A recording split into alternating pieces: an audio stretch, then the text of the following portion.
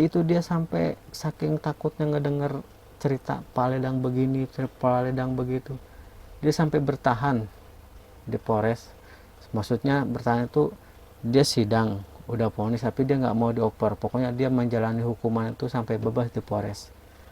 Nah, saking takutnya gitu. Itu biaya dia berapa saya nggak tahu lah, mungkin kalau dia nonton video ini kan disebutnya RT lah. RT itu jadi dia yang jadi yang apa namanya, orang kepercayaan polisi di situ lah, yang membagikan minuman, air apa segala macam itu dia. Jadi pengurus di situ, dipanggilannya RT. Itu dia bertahan di situ. Emang hukuman dia nggak lama, berapa bulan gitu kan, dia vonis berapa bulan lah menjalani itu. Cuma saking takutnya dia mendengar santernya nama Paledang pada saat itu kan, dia ngebelain bertahan. Nah, jadi di kamar saya ini ada residivis, dan dia nih kasusnya curanmor. Namanya curanmor mungkin dia udah biasa keluar masuk kayak gitu kan, karena kan hukuman dia paling 6 bulan, 1 tahun 2 bulan, paling tinggi pokoknya 1 tahun.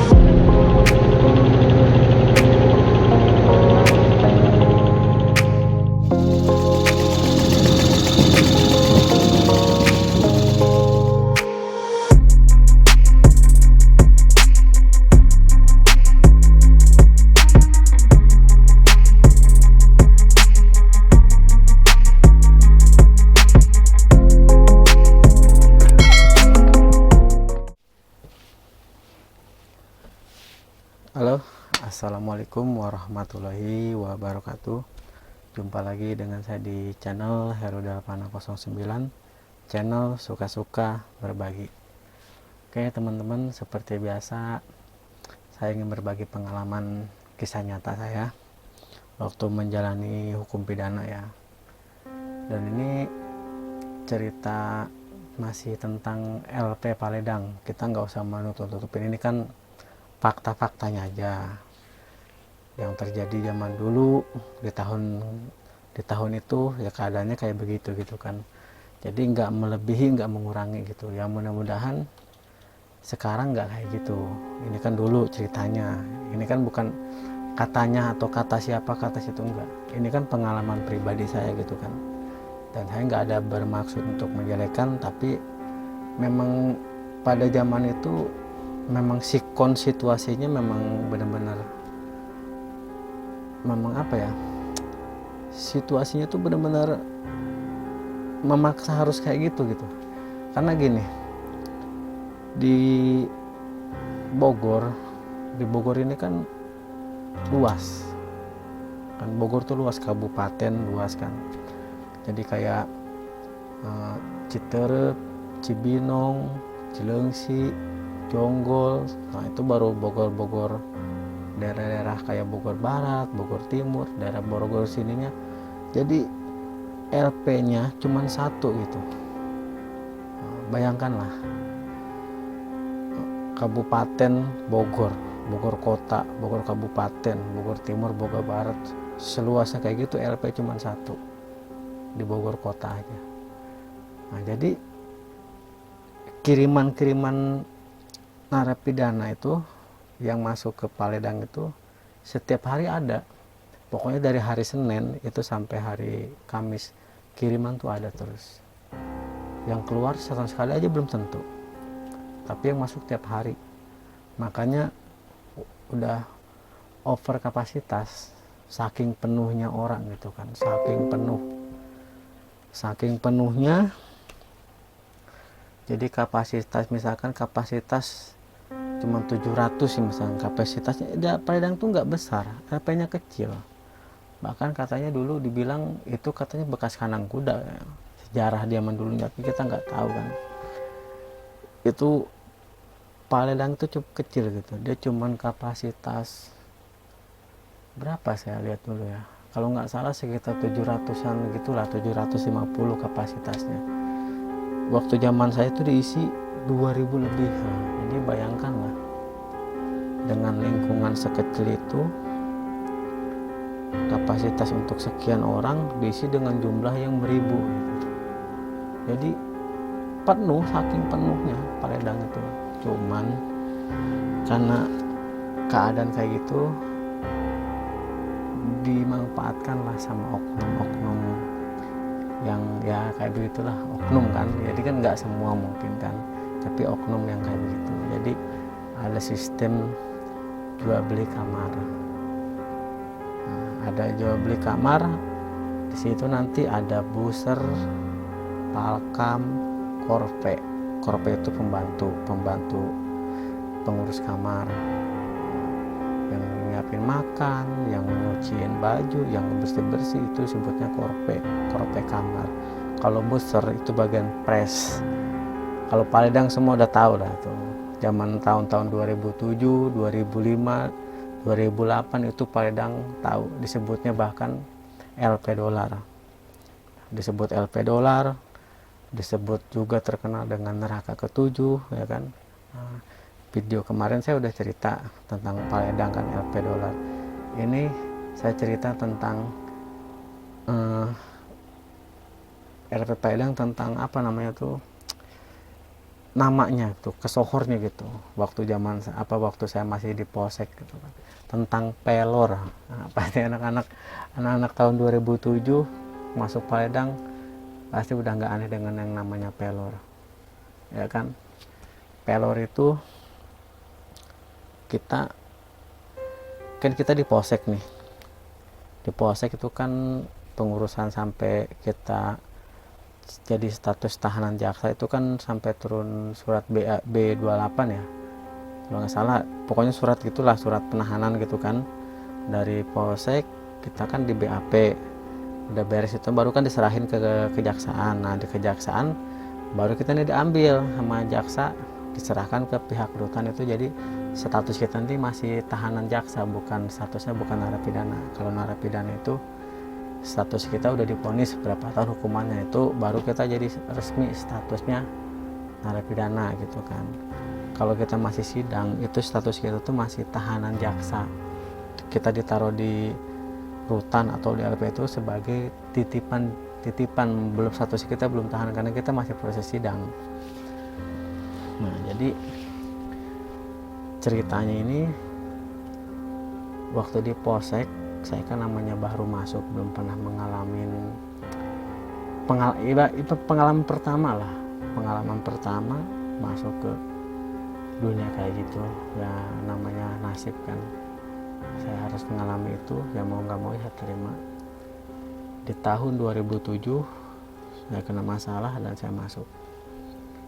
Ya namanya kita pas masuk ini kan ada orang yang udah pernah masuk dan pernah punya pengalaman, jadi orang ini cerita gitu, nanti di Polsek begini, nanti kita udah beres ini baru kita akan ke rumah yang lebih besar. Rumah besar itu sebutnya Paledang. Bener, itu Paledang, udah kesohornya kayak begini. Terus kita nanti di sana disebutnya kan neraka ketujuh. Terus semua apa-apa harus pakai uang, tidur kita harus bayar, kalau pengen tidur selonjor gitu kita harus bayar lapak. Terus tempatnya tuh penuh orangnya, terus busernya, tukang ininya, pokoknya cerita-ceritanya tuh dari kita Polsek tuh yang masuk ke pikiran kita udah mengerikan lah. Jadi orang takut.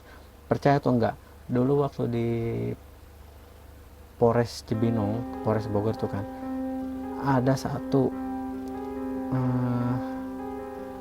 tahanan kasus laka yang kontainer tabrakan beruntun itu kan banyak korban. Itu dia sampai saking takutnya ngedenger cerita Paledang begini, Paledang begitu, dia sampai bertahan di Polres. Maksudnya bertahan itu dia sidang udah vonis tapi dia nggak mau dioper, pokoknya dia menjalani hukuman itu sampai bebas di Polres. Nah, saking takutnya gitu. Itu biaya dia berapa saya nggak tahu lah. Mungkin kalau dia nonton video ini kan disebutnya RT lah. RT itu jadi dia yang apa namanya, orang kepercayaan polisi di situ, dan yang membagikan minuman, air, apa segala macam itu dia jadi pengurus di situ, panggilannya RT. Itu dia bertahan di situ. Emang hukuman dia nggak lama, berapa bulan gitu kan, dia vonis berapa bulan lah menjalani itu. Cuma saking takutnya dia mendengar santernya nama Paledang pada saat itu kan, dia ngebelain bertahan. Nah, jadi di kamar saya ini ada residivis, dan dia nih kasusnya curanmor. Namanya curanmor, mungkin dia udah biasa keluar masuk kayak gitu kan, karena kan hukuman dia paling 6 bulan, 1 tahun 2 bulan, paling tinggi sepuluh 1 tahun lebih lah gitu, nggak nyampe dia 2 tahun tuh, nggak sampai. Karena namanya juga kasus-kasus curanmor, curian karena bermotor gitu kan. Jadi dia ini cerita gitu tentang Paledang. Di Paledang ini begini, nanti ditanya sama, pas kita masuk itu diinterogasi, dipintain nomor telepon keluarga, disuruh bayar bulanan untuk kita tidur, terus kalau besok nanti kita dibawain makanan apapun kita nggak bakal makan, yang makan tuh kepala kamar sama busernya, kita nggak dapat apa-apa. Nah, terus nanti kalau kita telat bayar disiksa lah apa segala macam. Nah, kayak gitulah. Bahkan kalau kita nggak mau disiksa, itu pas kita dioper kita harus bawa pelor. Nah, saya ingat waktu dia kan beberapa minggu lagi lah mau dioper kan ke Paledang. Cara dia itu uang yang 50.000, yang 100.000 itu digulung sampai sekecil inilah pokoknya nih, sebuku ini kan, baru pakai plastik buat es itu kan, pokoknya plastik es gitu, itu berlapis-lapis, nanti dibungkus dibakar, dibungkus lagi dibakar, pokoknya berlapis-lapis, katanya biar nggak pecah. Nah, jadi kalau plastik kan dalam perut itu kan dia nggak bakal hancur gitu kan. Dia bawa uang berapa ya dulu, kalau nggak salah sekitar hampir 700-an lah, dia telan banyak kali itu. Di situ saya udah makin ngeri aja kan, waduh nanti saya dioper ke Paledang kayak gimana kan, ngelihat dia aja yang udah sering masuk gitu, maksudnya udah pengalaman gitu, walaupun mungkin juga ada kenalan dia yang masih di dalam gitu kan, dia aja sampai kayak gitunya, apalagi saya yang baru gitu kan. Bayangin aja lah, udah pokoknya detik-detik menunggu waktu pindah ke Padang tuh benar-benar mengerikan gitu. Nah, jadi dia dipindah pas saya mungkin sekitar 3 minggu lagi saya dipindah ke Paledang kan.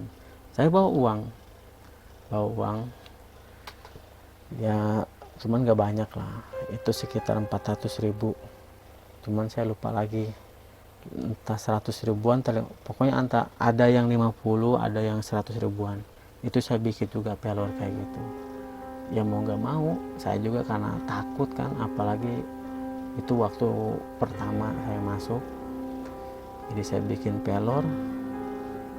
Nah, jadi kita ini kan dioper pindah, itu kita pindah itu sore, mobil tahanan yang pulang dari orang-orang sidang itu kalau kita nggak kenal sama orang yang di dalam mobil, orang yang baru pulang dari sidang, itu kita ibaratnya dipalakin lah, dimintain baju kita atau apa gitu. Untungnya ya kenal sama orang yang beres pulang sidang tuh, kenal, maksudnya yang dulu pernah satu kamar di Polres kan. Oh iya, katanya Ru, ya nanti katanya ini sampai selamat datang di rumah yang lebih besar lagi, Paledang katanya. Di situ saya udah makin jantungnya tak. Ya, cuman ya gimana lagi, memang jalannya harus kayak gitu ya, kita terima kan. Pas mobil tahanan itu udah sampai, ke Paledang. Nah di situ udah mulai keringet dingin keluar ya, keringet dingin keluar. Jadi yang sidang, yang pulang sidang pindah ke belah kiri, nah, yang tahanan baru pindah ke kanan. Itu dulu saya ada 3 orang yang baru itu. Waktu saya dipindahin ke Paledang ada 3 orang. Yang satu kasusnya kasus penggelapan kendaraan motor lah, pokoknya kasus penggelapan. Yang kedua ini kasus kembang. Nah waktu zaman tahun 2007 itu waktu lagi marak-maraknya kasus kembang antorium ya, pencuri spesialis kembang mahal itu, bunga ya, kembang apa bunga pokoknya zaman itulah antorium tuh, gelombang cinta itu banyak sekali yang masuk itu, karena mereka kan per lembarnya aja sekian juta harganya. Jadi banyak pencurian zaman di tahun 2007 tuh pas itulah. Nah jadi yang satu kasus kembang, nah satu saya. Itu pertama kita masuk, kita disambut sama KPLP.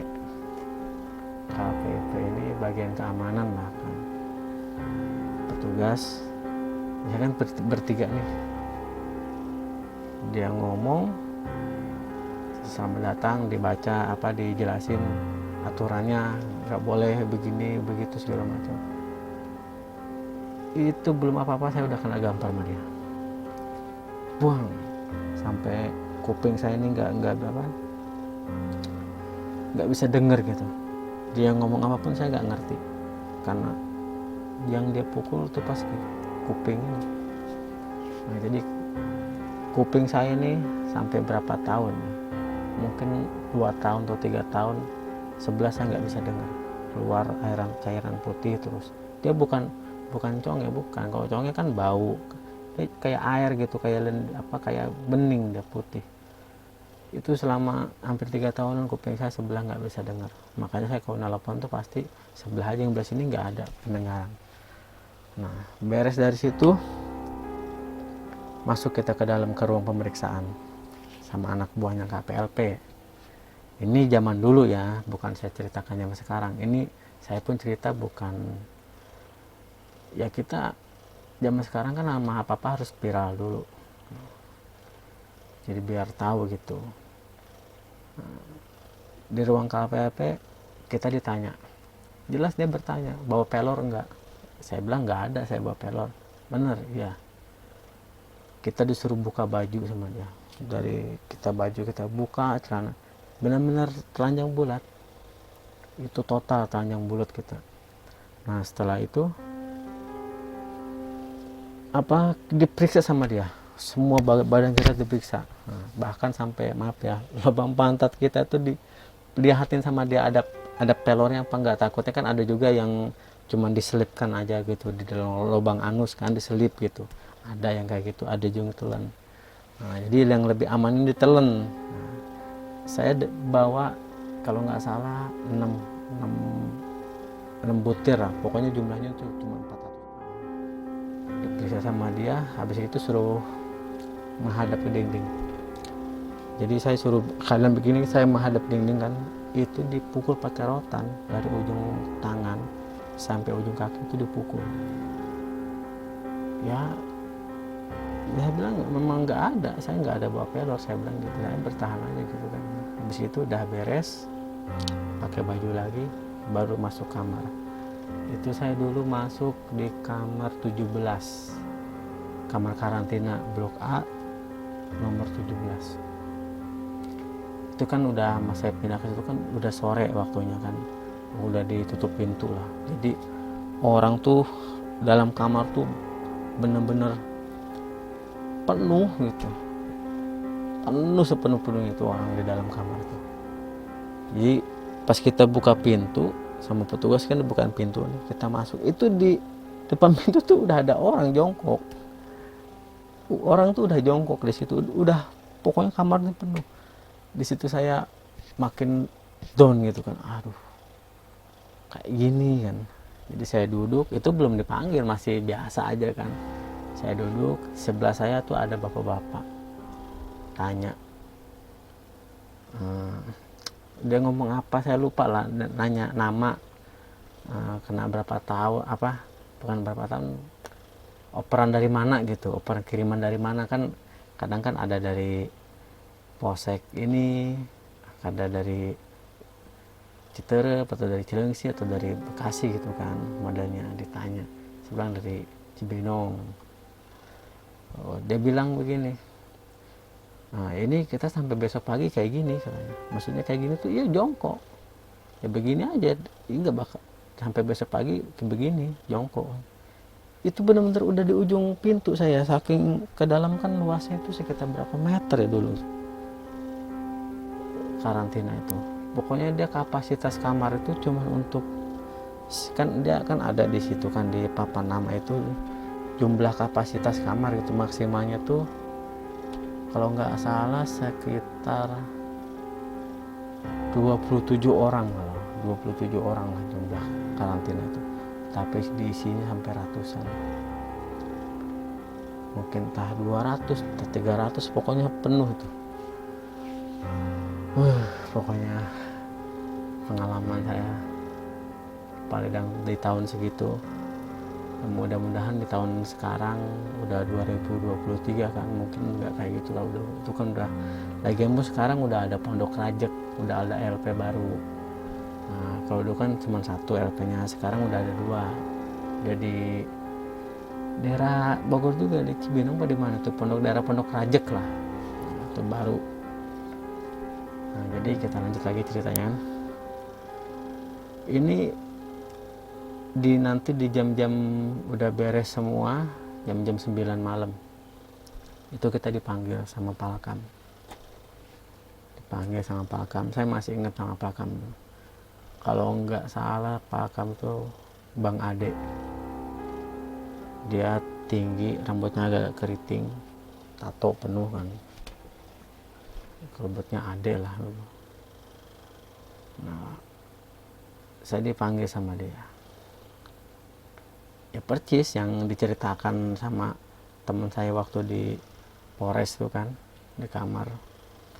Nanti kita dipintain nomor telepon keluarga yang bisa dihubungi untuk meminta uang, karena tidur kita harus bayar.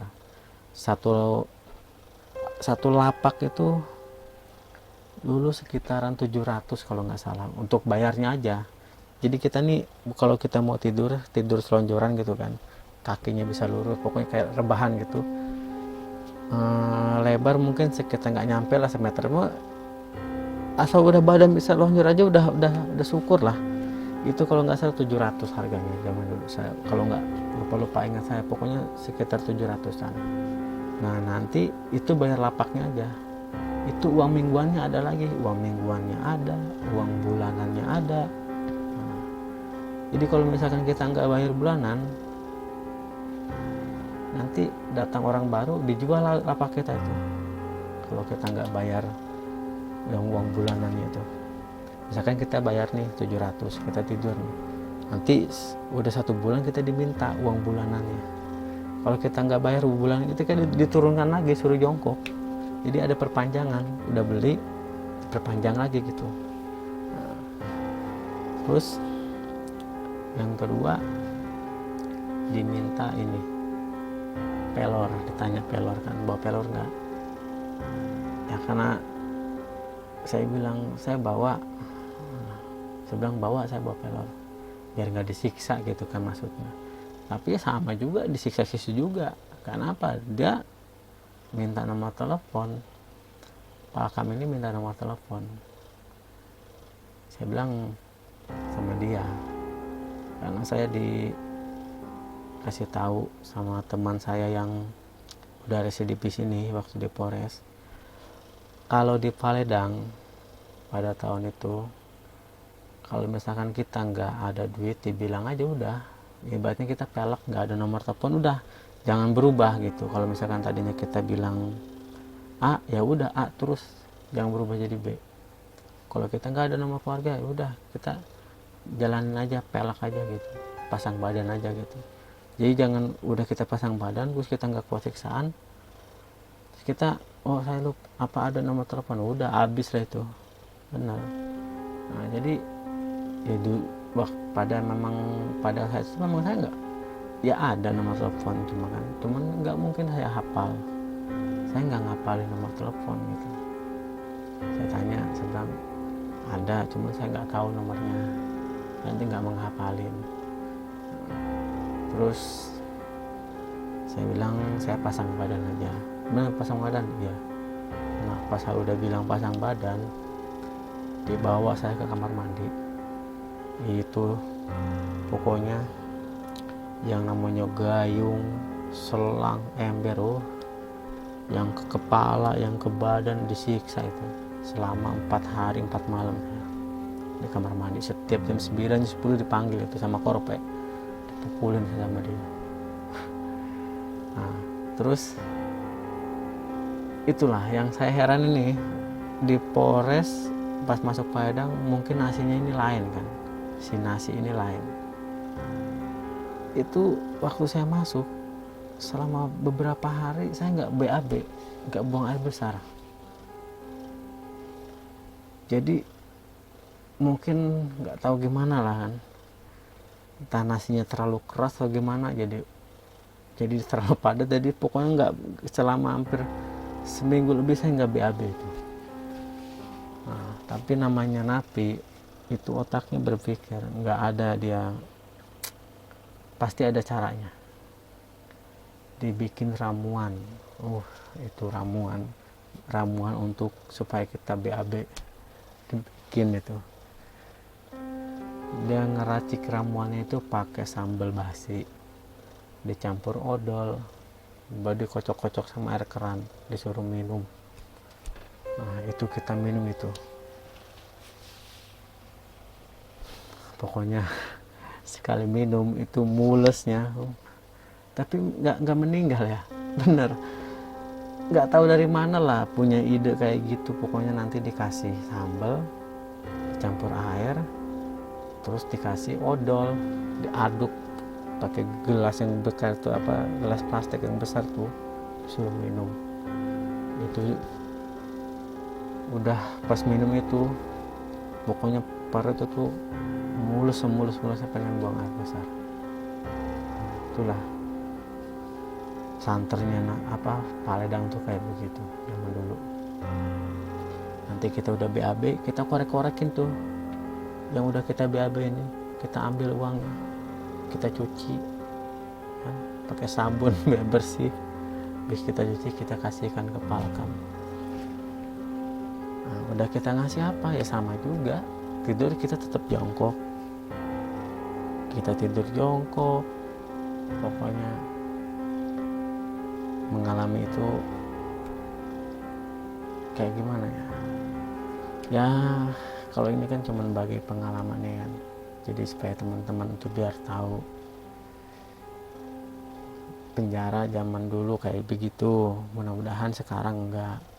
Nah, walaupun sekarang enggak kayak begitu, ya jangan sampai kita mengalami untuk masuk ke tempat seperti itu ya. Ibaratnya kita dijauhkan lah dari hal-hal kayak begitu, karena mudah-mudahan ya apa yang saya ceritakan ini bisa bermanfaat. Karena kadang orang masuk penjara itu bukan karena orang itu jahat. Saya banyak mengalami bertemu dengan orang-orang ya, dia bukan penjahat, bukan pencuri, bukan perampok, tapi dia masuk penjara gitu, kayak orang-orang yang kecelakaan kan, kasus laka. Dulu saya ketemu sama Pak siapa gitu, dia supir bus pariwisata. Di saat dia sedang bawa bis, bawa rombongan, tiba-tiba remnya blong, terus kecelakaan, dan dia di penjara, diponis berapa tahun ya dulu itu. Pak namanya kalau nggak Pak Rijal, itu orang Citerep, orang Cibinong.